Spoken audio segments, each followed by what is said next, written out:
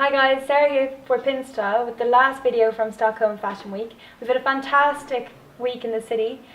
We've drank hundreds of bottles of Russian water between us. Don't worry, there's no alcohol in it. And we've traipsed through the streets of Stockholm, checking out all the style, visiting young designers, visiting trade fairs, and we've seen some really wonderful, clean, elegant, innovative designs here in Stockholm. One of the most exciting aspects of the Fashion Week for me is visiting the Swedish fashion pop-up store, which is run by the Swedish Design Council. And it's basically a venture to give young Swedish designers a platform to sell their designs and show their best pieces. This year's shop was styled by Key, a Swedish fashion shop and also a blog. Key is quite a small shop, but it's been winning awards recently and making quite a stir in the world of Swedish fashion. So they were chosen to style and sponsor the Swedish fashion pop-up store. We met one of their wonderful employees, Philippa, who told us a little bit about the pop-up shop and showed us around a little bit, and also showed off her own style, which was really cool. And she was wearing a Regina feathery black sort of blazer cape, and kind of symptomatic of the style that is in Stockholm. Really quite elegant, quite casual, and yet sort of nice enough to wear from day into evening. One of the interesting brands that we saw at the Swedish pop-up shop was 5 Preview, who create really great t-shirts. Basically, what they do is they take iconic symbols and logos from big design houses like Chanel and Yves Saint Laurent, and they play with them. So they subvert them and invert them and turn them inside out to create these t-shirts. A kind of an ironic, cool play on fashion. And one of their t-shirts just says "whatever" on it, which is sort of, we care about fashion, we like fashion, but we're not fashion victims. They also had another really great big black billowing shirt, oversized, sort of with these huge sleeves that gave a kind of a Batman effect. And one of the things I really liked about their collection was their jewellery. They had a really big statement pieces, statement necklaces, that were a combination of a kind of a coruscating, glittery fabric with black beads, with chainmail, all tied up in this black netting and then worn around the neck to create these really big, bold, in-your-face pieces to accessorize a kind of a simpler outfit. Speaking of accessories, Camilla Wellton, we fell in love with her bags. She offers kind of classic style, leather, black, brown, mustard pieces, sort of really elegant, cut-out shapes, perfect for the office or for going out at night. We also really enjoyed the collection by Bric-a-brac. The entire line had a sort of a day at the hunt countryside feeling. There were red leather job fair style boots, big chunky knits in sort of teal, salt and pepper, off-white, really warm kind of knits. And they also had a softer side. They had kind of flowy viscose black buttoned high-waisted skirts that could be worn with sort of a light beige shirt. The whole thing was quite warm, and the hunting theme carried over into their accessories, which had sort of gold chains with stags' heads or with rams' heads on them.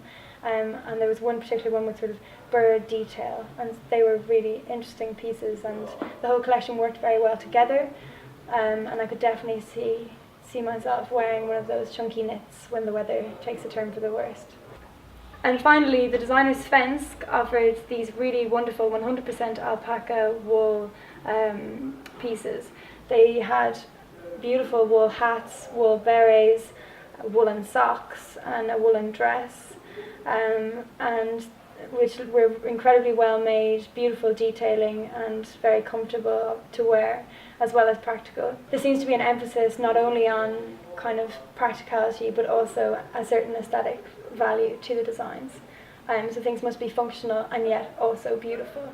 And this is shown in the Svenska socks, which are big woolly alpaca wool socks with a little velvet detailing on the side with bows and a little run of velvet down the side to make an otherwise kind of frumpy garment a little bit pretty. So during the week we also visited Swedish designer Lena, who's a jewellery designer originally from Sweden but who grew up in Miami and currently lives in Indonesia, where she oversees the production of her jewellery. It was really, really great to meet Lena. She's been designing jewellery for over 15 years now, based mainly in LA and in Indonesia, and she's decided this is the first time that she's shown her designs in Sweden, because she wants to expand into Europe, and where better to start than her native country of Sweden. She places a huge emphasis on fair trade. She oversees her own team of workers in Indonesia. She makes sure that she knows exactly where all of her metals are sourced from. And she also only works with real metal. She started off as a goldsmith and a silversmith, and from this she got a real appreciation and love of proper metals.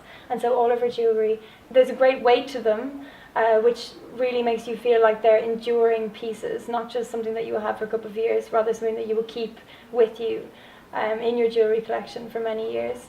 One of my favourite pieces from the Lena collection were these bracelets with quartz stones dipped in titanium,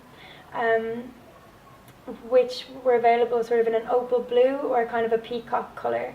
And they're really, really beautiful pieces, and also kind of add a bit of a wow factor to an outfit.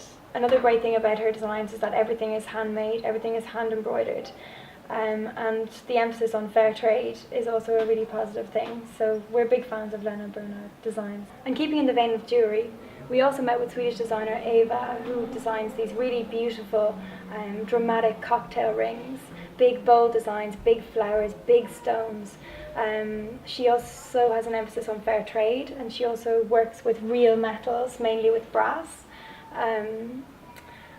One of my favourite pieces by Eva was the dragonfly necklace, which also had matching earrings. I thought they were kind of a fun accessory. She also has these really wonderful rings made from agara stone sourced from Brazil, and the rings are quite big, chunky pieces. The body of the ring is made from polished agara stone, so it's perfectly smooth and shiny, but the centerpiece of the ring is made from a rough cut of agara stone, and so you see how the rock looks when it is cut, and as a result it's sort of this jagged, sparkling, beautiful, naturally occurring detail, which is really nice and kind of a special addition to any outfit.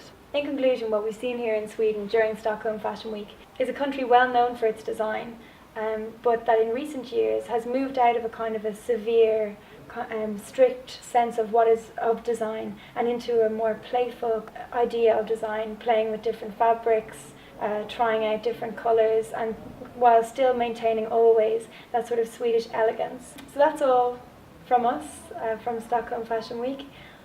Stay tuned for more fashion updates from big cities all over the world. And if you want to check out Stockholm Street Style, go to stockholm.pinstyle.com. Thanks a million for watching. Get on pinstyle.com and start pinning your favourite designs and your favourite styles. We can't wait to hear from you.